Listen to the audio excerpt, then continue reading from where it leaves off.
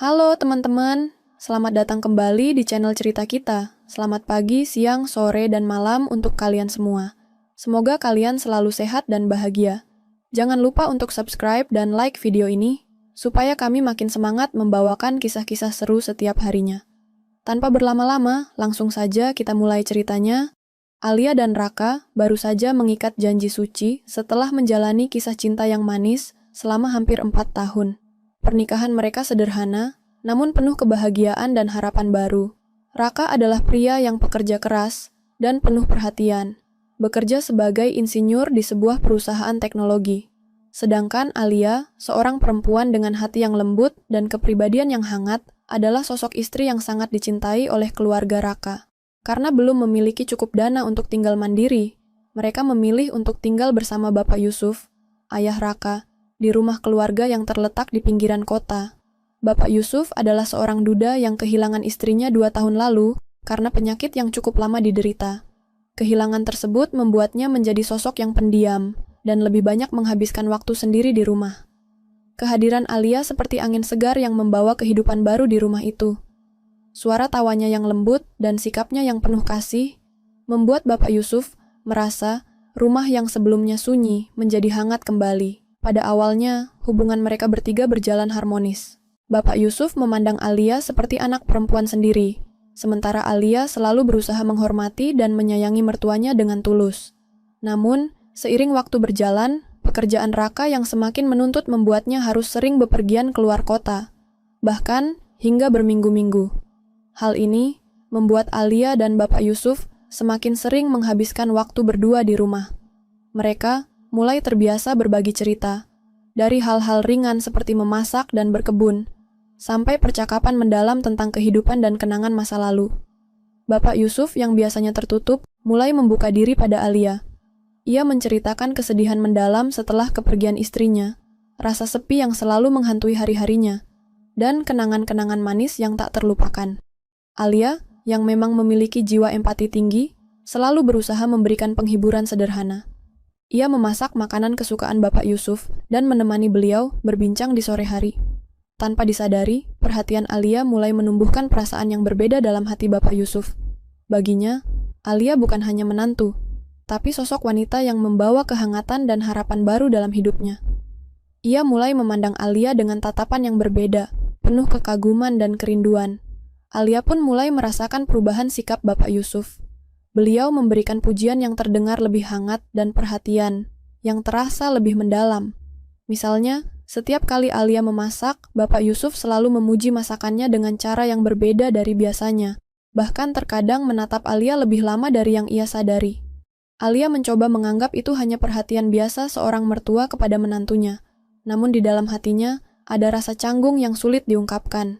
Suatu hari, saat mereka duduk berdua di teras rumah, Bapak Yusuf tiba-tiba berkata dengan suara lembut, "Alia, kamu benar-benar membawa cahaya baru di rumah ini. Rasanya aku tak lagi merasa sepi seperti dulu." Kalimat itu membuat Alia terdiam. Ia sadar bahwa hubungan mereka mulai memasuki wilayah emosional yang rumit. Seiring waktu berlalu, hubungan Alia dan Bapak Yusuf semakin dekat. Meski mereka berusaha menjaga batas-batas yang wajar sebagai menantu dan mertua, kedekatan itu mulai menimbulkan perasaan campur aduk yang sulit dijelaskan. Raka yang semakin sering pergi dalam tugas-tugas kerja, membuat Alia dan Bapak Yusuf menghabiskan banyak waktu berdua di rumah.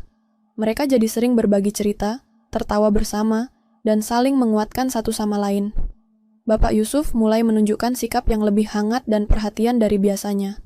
Ia sering membantu Alia di dapur atau mengajaknya berjalan-jalan ke taman dekat rumah saat sore hari. "Alia, kamu ini sudah seperti anakku sendiri," katanya suatu ketika sambil tersenyum. Alia tersipu, merasa bahagia sekaligus sedikit canggung dengan kedekatan ini.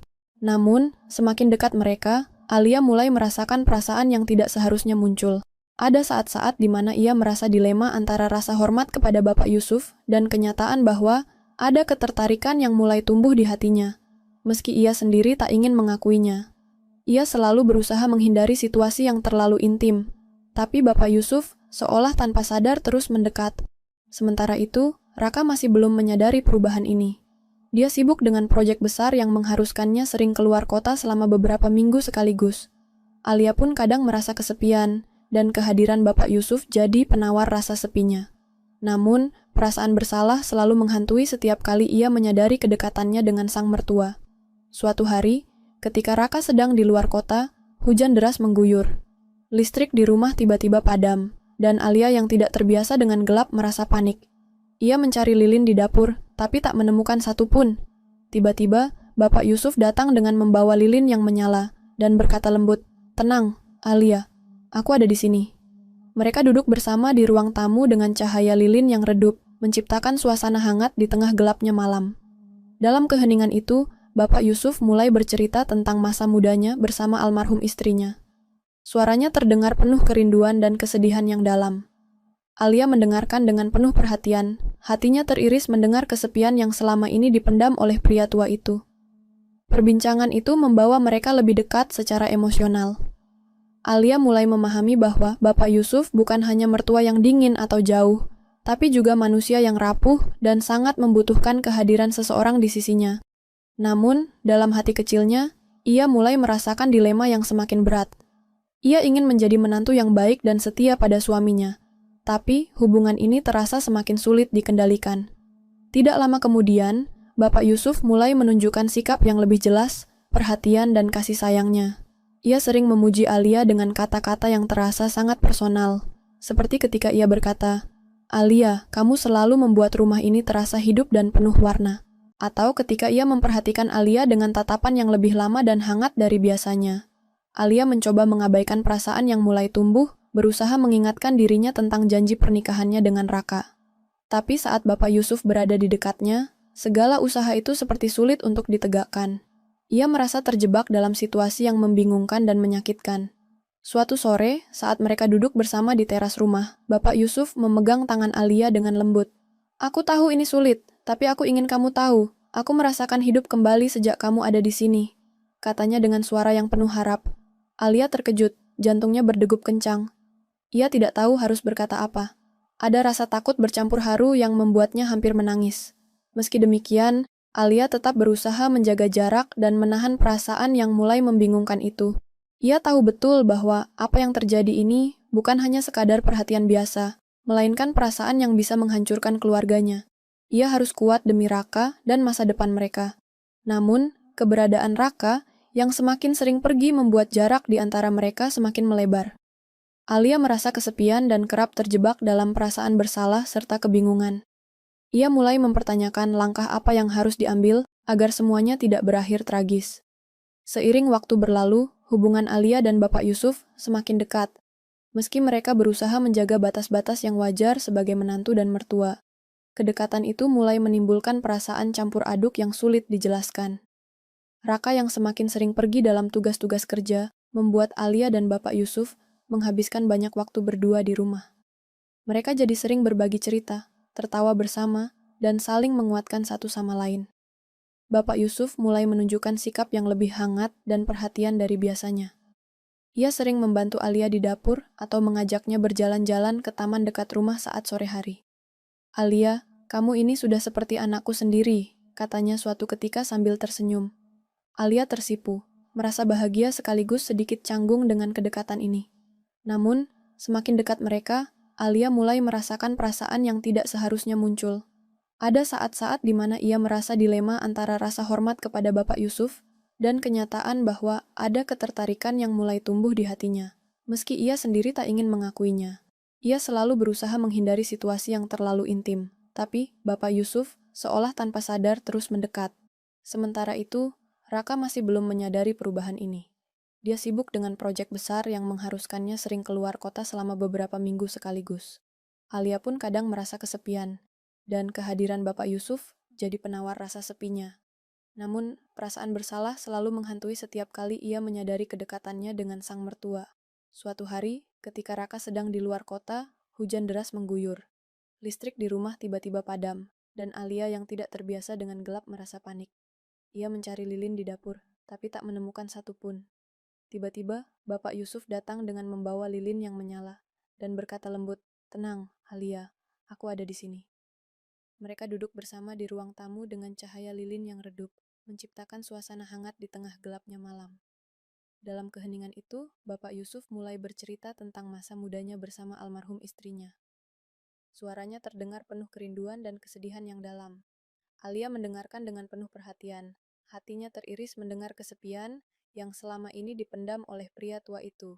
Perbincangan itu membawa mereka lebih dekat secara emosional. Alia mulai memahami bahwa Bapak Yusuf bukan hanya mertua yang dingin atau jauh, tapi juga manusia yang rapuh dan sangat membutuhkan kehadiran seseorang di sisinya. Namun, dalam hati kecilnya, ia mulai merasakan dilema yang semakin berat. Ia ingin menjadi menantu yang baik dan setia pada suaminya, tapi hubungan ini terasa semakin sulit dikendalikan. Tidak lama kemudian, Bapak Yusuf mulai menunjukkan sikap yang lebih jelas perhatian dan kasih sayangnya. Ia sering memuji Alia dengan kata-kata yang terasa sangat personal, seperti ketika ia berkata, "Alia, kamu selalu membuat rumah ini terasa hidup dan penuh warna." Atau ketika ia memperhatikan Alia dengan tatapan yang lebih lama dan hangat dari biasanya. Alia mencoba mengabaikan perasaan yang mulai tumbuh, berusaha mengingatkan dirinya tentang janji pernikahannya dengan Raka. Tapi saat Bapak Yusuf berada di dekatnya, segala usaha itu seperti sulit untuk ditegakkan. Ia merasa terjebak dalam situasi yang membingungkan dan menyakitkan. Suatu sore, saat mereka duduk bersama di teras rumah, Bapak Yusuf memegang tangan Alia dengan lembut. "Aku tahu ini sulit, tapi aku ingin kamu tahu. Aku merasakan hidup kembali sejak kamu ada di sini," katanya dengan suara yang penuh harap. Alia terkejut, jantungnya berdegup kencang. Ia tidak tahu harus berkata apa. Ada rasa takut bercampur haru yang membuatnya hampir menangis. Meski demikian, Alia tetap berusaha menjaga jarak dan menahan perasaan yang mulai membingungkan itu. Ia tahu betul bahwa apa yang terjadi ini bukan hanya sekadar perhatian biasa, melainkan perasaan yang bisa menghancurkan keluarganya. Ia harus kuat demi Raka dan masa depan mereka. Namun, keberadaan Raka yang semakin sering pergi membuat jarak di antara mereka semakin melebar. Alia merasa kesepian dan kerap terjebak dalam perasaan bersalah serta kebingungan. Ia mulai mempertanyakan langkah apa yang harus diambil agar semuanya tidak berakhir tragis. Hari-hari berlalu dengan ketegangan yang semakin terasa di dalam rumah Alia. Raka yang masih sering pergi untuk urusan pekerjaan mulai merasakan perubahan sikap istrinya. Alia yang dulu ceria dan penuh semangat, kini tampak lebih pendiam dan sering termenung. Kadang ia terlihat gelisah, bahkan ketika mereka berbicara lewat telepon, ada jarak yang sulit dijelaskan. Suatu malam, saat Raka kembali dari perjalanan bisnis yang cukup melelahkan, ia menemukan suasana rumah berbeda. Lampu redup, meja makan sudah dihidangkan makanan sederhana, dan Alia duduk di ruang tamu dengan wajah murung. Raka menghampiri, mencoba membuka percakapan. "Alia, ada apa? Kamu kelihatan lelah dan jauh sekali," katanya dengan nada lembut. Alia terdiam beberapa saat, lalu akhirnya dengan suara bergetar berkata, "Raka, aku perlu jujur. Ada sesuatu yang selama ini aku pendam. Aku takut kamu akan marah atau kecewa, tapi aku tidak bisa terus berpura-pura." Raka memegang tangan Alia erat, matanya penuh perhatian dan sedikit khawatir. "Katakan saja, aku di sini untuk mendengar." Dengan napas tertahan, Alia mengungkapkan semuanya. Perasaan aneh dan kedekatannya dengan Bapak Yusuf, perasaan bingung dan bersalah yang membuatnya tidak nyaman. Ia bercerita bagaimana Bapak Yusuf yang dulu dingin, kini menjadi sosok yang sangat berarti dan sulit untuk ia jauhi. "Aku tidak tahu harus bagaimana, Raka. Aku takut kehilanganmu, tapi aku juga takut jika aku terus seperti ini," katanya sambil menatap suaminya dengan air mata menggenang. Raka terdiam, hatinya terpukul. Ia tidak menyangka bahwa persoalan ini sedalam itu. Namun, ia sadar bahwa ini bukan hanya masalah perselingkuhan biasa, tapi konflik hati yang rumit melibatkan orang yang sangat ia hormati, ayah mertuanya sendiri. "Alia, aku menghargai keberanianmu jujur. Kita harus mencari jalan keluar, bukan dengan saling menyalahkan," ujarnya tegas, namun penuh kasih. Malam itu, mereka duduk lama, membicarakan perasaan masing-masing, dan mencari solusi terbaik agar keluarga mereka tidak hancur. Raka juga bertekad untuk lebih banyak meluangkan waktu untuk Alia, agar jarak di antara mereka tidak semakin melebar. Namun, ketegangan belum selesai. Beberapa hari kemudian, Bapak Yusuf memanggil Alia ke ruang kerjanya. Ia tampak serius dan sedikit lelah. "Alia, aku tahu kamu dan aku sama-sama merasa berat dengan keadaan ini," katanya pelan. "Aku tidak ingin menyakiti Raka atau kamu, tapi aku juga tidak bisa membohongi perasaanku." Alia menunduk, hatinya berdebar. "Pak Yusuf, saya juga bingung. Saya ingin yang terbaik untuk semua orang, tapi saya takut kalau perasaan ini malah menghancurkan kita. Bapak Yusuf menarik napas panjang. Aku sudah memutuskan, Alia. Aku akan menjaga jarak. Aku tidak mau hubungan ini menjadi sumber penderitaan. Aku ingin kalian berdua bahagia. Kelegaan sejenak menyelimuti Alia. Namun, masalah sebenarnya belum berakhir. Malam harinya, tanpa sengaja Raka mendengar percakapan singkat antara Alia dan Bapak Yusuf di telepon. Suara mereka penuh ketegangan dan kesedihan. Raka merasa hatinya hancur, sekaligus bingung tentang apa yang harus ia lakukan. Keesokan harinya, Raka mengajak keduanya duduk bersama. Kita harus bicara terbuka. Ini keluarga kita, dan kita harus menjaga agar tidak ada yang terluka lebih dalam, katanya dengan tegas. Di hadapan mereka, Raka mengungkapkan perasaannya. Ia tidak bisa membohongi dirinya sendiri bahwa ia merasa sakit hati dan kecewa, tapi ia juga ingin mencari solusi agar hubungan mereka tetap baik. Aku tahu ini sulit, tapi aku percaya kita bisa melewati ini kalau kita saling jujur dan mendukung, ujarnya. Bapak Yusuf dan Alia pun mengangguk, bertekad untuk memperbaiki keadaan. Mereka sepakat untuk menjaga batasan yang jelas dan saling menghormati perasaan masing-masing. Alia berjanji pada dirinya sendiri untuk fokus pada rumah tangganya dan memupuk cinta kepada suaminya, sementara Bapak Yusuf berusaha menahan perasaan yang tidak semestinya demi kebahagiaan anak dan menantunya. Waktu berlalu, dan meski tak mudah, mereka perlahan membangun kembali kepercayaan dan keharmonisan dalam keluarga kecil itu. Raka lebih perhatian, Alia lebih terbuka, dan Bapak Yusuf tetap menjadi sosok ayah mertua yang penuh kasih tanpa melewati batas. Setelah pertemuan yang jujur dan penuh emosi itu, suasana di rumah Raka dan Alia perlahan berubah menjadi lebih hangat. Meski bekas luka dan ketegangan masih terasa, mereka bertiga, Raka, Alia, dan Bapak Yusuf, sepakat untuk menjaga keharmonisan keluarga dan memulai lembaran baru yang lebih sehat. Raka mulai lebih sering meluangkan waktu di rumah. Ia menyadari selama ini terlalu sibuk dengan pekerjaan, sehingga kurang memperhatikan Alia yang membutuhkan dukungan dan perhatian. Suatu sore, saat mereka duduk bersama di teras belakang rumah, Raka menggenggam tangan Alia dan berkata, "Aku minta maaf, Ali. Aku akan berusaha jadi suami yang lebih baik. Aku ingin kita kuat bersama, menghadapi apapun." Alia menatap mata suaminya, hatinya sedikit lega. "Aku juga minta maaf, Raka. Aku terlalu bingung dan lelah, sehingga tidak bisa menjelaskan semuanya lebih awal. Terima kasih sudah mau mendengarkan dan mengerti. Perlahan tapi pasti, komunikasi mereka membaik. Tidak ada lagi kebisuan panjang yang menyakitkan, atau rasa curiga yang menggerogoti. Alia pun berusaha menjaga jarak yang sehat dengan Bapak Yusuf, sekaligus tetap memperlakukan ayah mertuanya dengan rasa hormat dan kasih sayang tanpa menimbulkan kebingungan.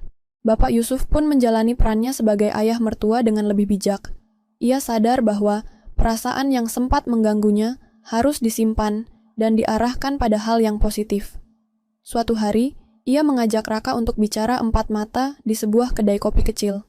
"Raka, aku minta maaf kalau sikapku selama ini membuatmu sakit hati," ujarnya tulus. "Aku hanya ingin yang terbaik untuk kalian. Aku bangga dengan apa yang kamu lakukan, dan aku ingin kita tetap keluarga yang kuat." Raka tersenyum dan mengangguk. "Terima kasih, Pak.